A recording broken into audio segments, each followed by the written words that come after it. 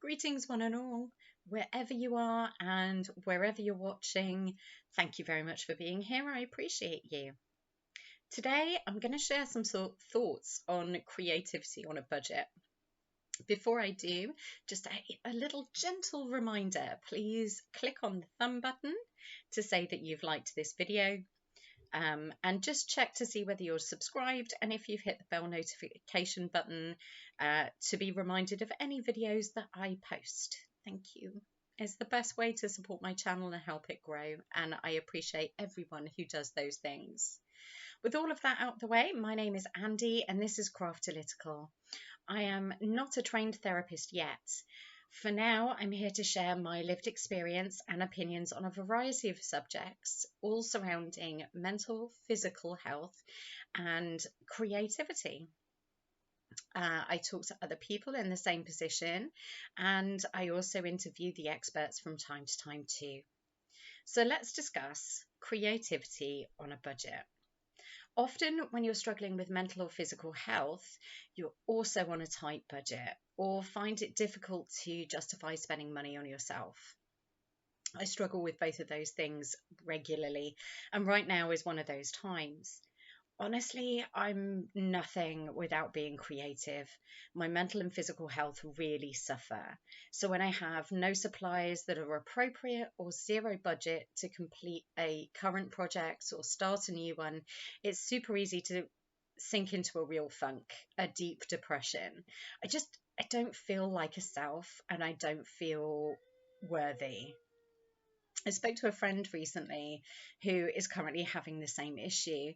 So I thought we'd pull some ideas on how we can fix this together.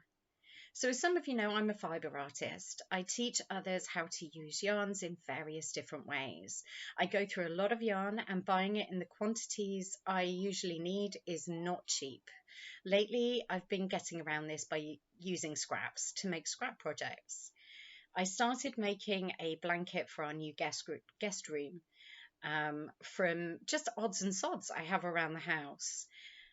But kiddo number 2 fell in love with this blanket and stole it. Now I had got to the blanket being 5.5 feet by 4.5 feet, and I was really pleased with the progress. Unfortunately, once she got that, my eldest, kiddo number 1, was upset that she didn't have one too, so I made a second one. I am now truly on last knockings for yarn of any description, including scraps. I've started a new blanket for the new guest room. Unfortunately, I'm looking at it and knowing I don't have enough yarn to finish it, and that affects my motivation, and then it affects my mental health. I'm really lucky with where I live. I live in a rural area of the UK. We have a lot of small businesses who know what it's like to be creative on a budget or start a small business and really struggle, especially after the pandemic. And right now, excuse me, with how the economy is in a lot of countries. What I'm planning to do is visit my local yarn store. They do repairs and alterations, and they have a needle and yarn craft section. I'm going to be brave and have a chat with them and explain who I am and what I do, and see if we can come to some kind of arrangement or deal for discontinued or damaged stocks. Even if they aren't able to help me now, if I leave my phone number or email address and visit them regularly, you never know what could come from that built up relationship. There's also charity shops, which are our version of thrift stores for the Americans, and places like Aldi, B&M, Target, or supermarkets that sometimes have yarn for good prices. The issue is you have to be able to buy it there and then, and sometimes the yarn isn't the best quality. If you're interested, I have a TikTok video about terrible yarn from B&M earlier this year. It was just disaster yarn. It was so bad that I threw away what I made, and I threw the rest of the yarn out without using it because I couldn't in good conscience donate it. and have someone else be as disappointed as me, even if I never met them or saw the results. I couldn't do that to someone else. When I have the budget, I buy from Wool Warehouse. They are a great yarn store, huge selection, great prices, great service, and they're a family run business, pretty local to me. Since the pandemic, though, I rarely have that budget. Um, Between the economy and people going back to work or getting busy, I don't have as many clients as I used to, which means I don't have the income to reinvest. So, with other creativity like woodwork, metalwork, leatherworking, there's a number of companies out there, both big and small, that usually have a scraps bin. Pluck up the courage to go and have a chat with them, and ask if you can go through it, or if they have any offcuts that you could maybe make a deal on. Be brave and explain why. Most will be able to understand your situation and will help out if they can. For instance, Runkle of the Bailey, another YouTuber, recently went dumpster diving for granite blocks to help some leather workers get started. So it's completely worth asking. It's the same with art supplies. Ask for discontinued or damaged products and see what they have. The worst anyone can say is no, and you've not lost anything. It's not a failure if someone says no.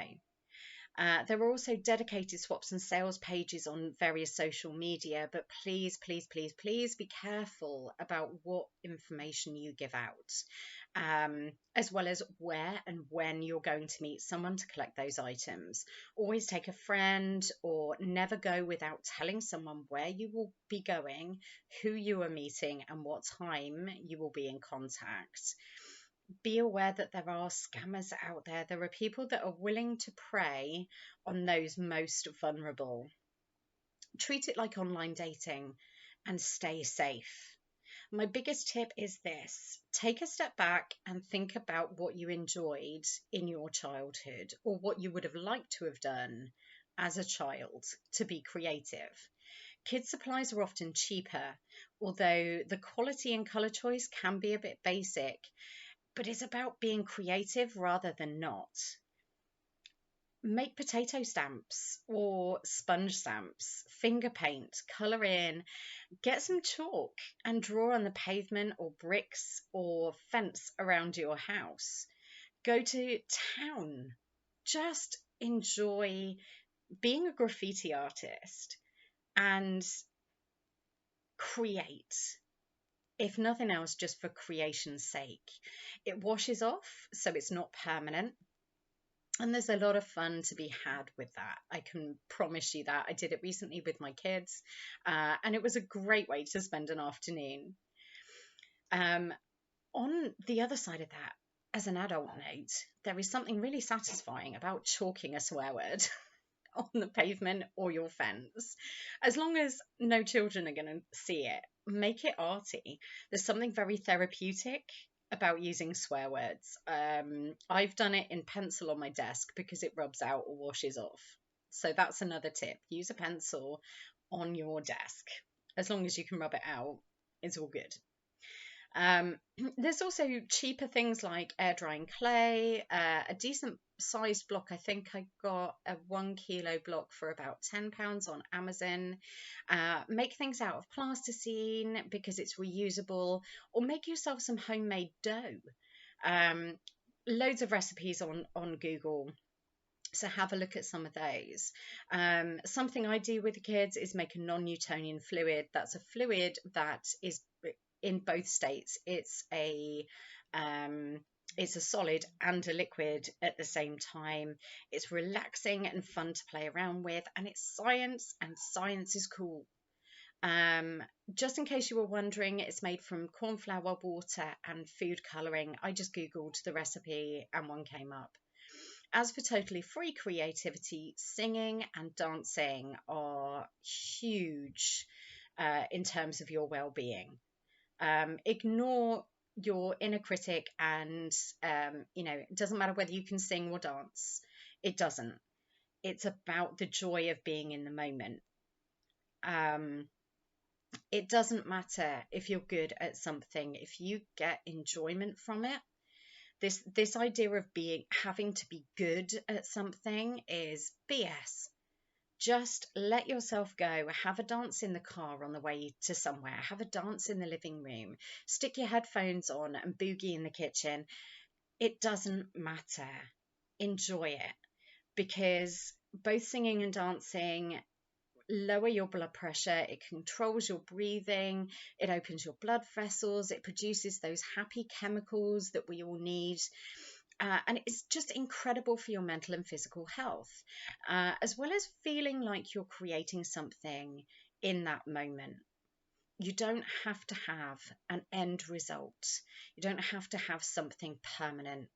It can be just in that moment.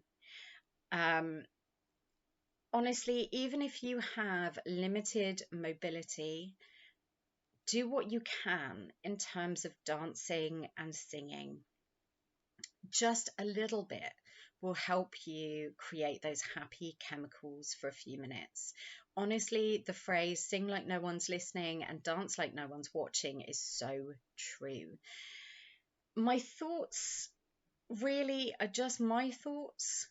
If you have any ideas on creativity on a budget, share them with us in the comments.